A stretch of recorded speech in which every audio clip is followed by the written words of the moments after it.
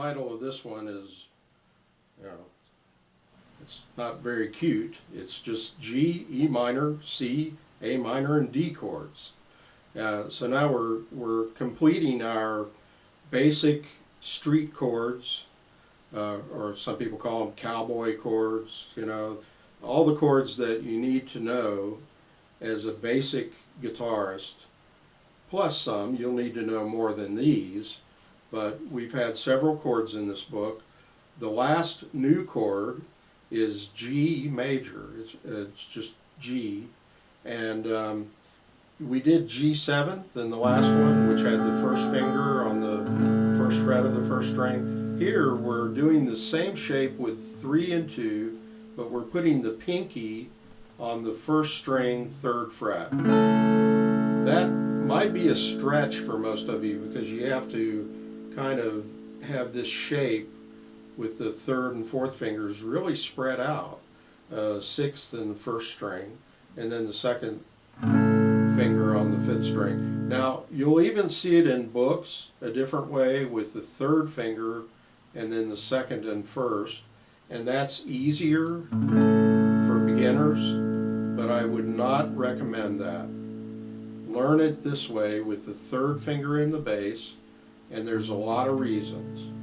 For one, if you remember when we went from C to G7, the 2nd and 3rd fingers of C just move across the street. Remember, 5th Street to 4th Street. You're moving 5th Street, or actually to 6th Street, because you're moving to the 6th string, 5th Street to 6th Street. So you're moving across the street with just the same shape.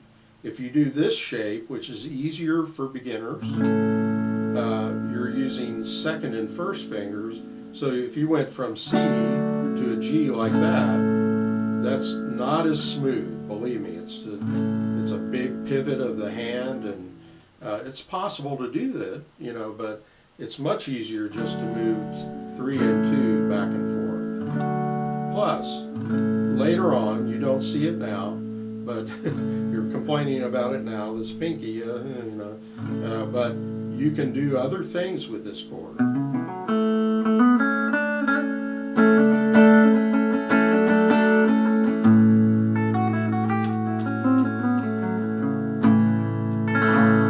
So you can do scales while you're holding the bass with your 3rd finger.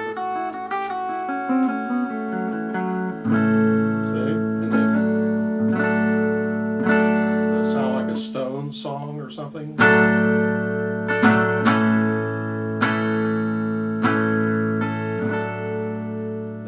So you can do a lot with it.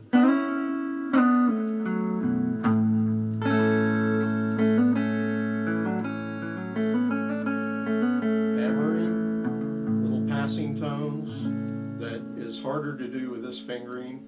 You can do some.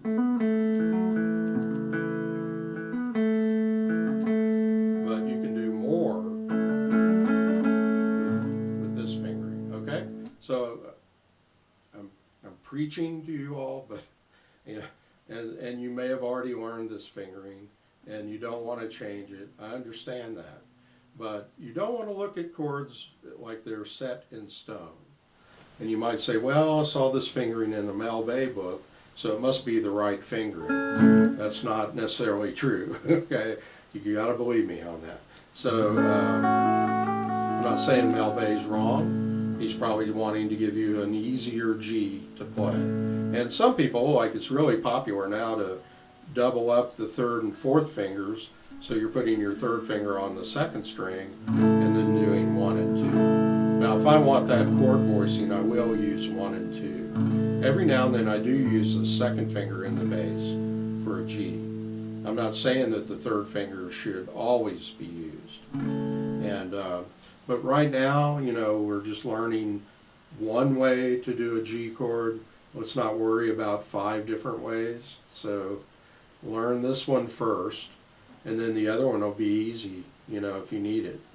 And you'll find that you will need it sometimes, okay? So that's the new chord is G, really. You've had all the other ones. And except the E minor, And I put a E minor 2 on this one because when we first learned E minor, we did fingers 1 and 2. Remember when we went to A7? Now we're doing fingers 2 and 3 on the E minor. And the reason we're doing a different fingering is because from G to E minor, you can hold the second finger into the E minor if you use 2 and 3. So it's a little bit different fingering. If you have a lot of trouble with the reach of third and fourth finger on G, you might practice it a little bit putting the pinky on the second string. It sounds weird. It kind of makes it a sort of a modal jazz chord, you know, which doesn't sound, it's still pretty, you know. And then you can gradually wean yourself to playing it, putting it on the first string. I teach a lot of young people, you know, sometimes the hands are too small to make that reach, and I'll recommend putting the pinky on the second string, maybe even for weeks, you know, for a while, just to get to know the fingering, and then try to scoot it over, you know, okay. So, anyway, I'll just do it one more time. There's really not much else to talk about, except the strum is kind of like a similar to the second measure of the last chord progression with those doo-wop chords. It's down, up, down, down, up, down, up. And you want to emphasize the tie. 1 and 2 and 3 and 4 and down, up, down, down, up, down, up. It's kind of like a wind up to the tie. Da, da, da, da.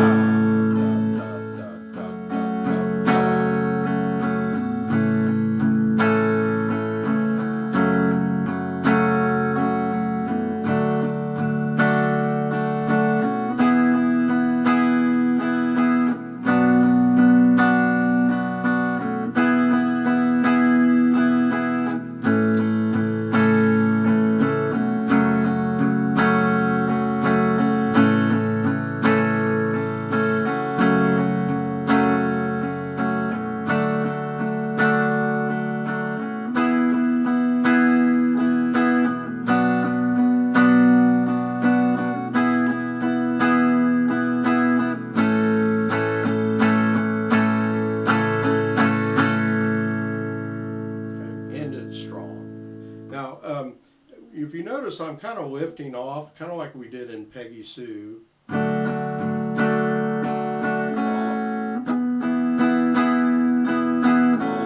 But I'm downplaying that. You barely hear me doing it. But you can do that. You don't have to change chords on a dime. It really doesn't matter that much, and it kind of gives a little variety to your strumming to lift off and hit a light couple of open strings in between. So you go C to D, A minor, lift, D. Actually, those chord changes on the second line are pretty difficult. C to D, it's not easy. And A minor to D, you know, there's no common fingers, no common shapes. So it's okay to, you know, kind of do a light open string upstroke when you change those chords. Okay?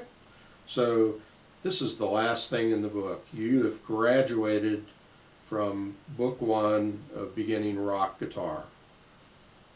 Don't forget to subscribe to John Hedger Guitar Studio and like my Facebook page, John Hedger Guitar Studio. See you next time. See you in book 2, okay? All right.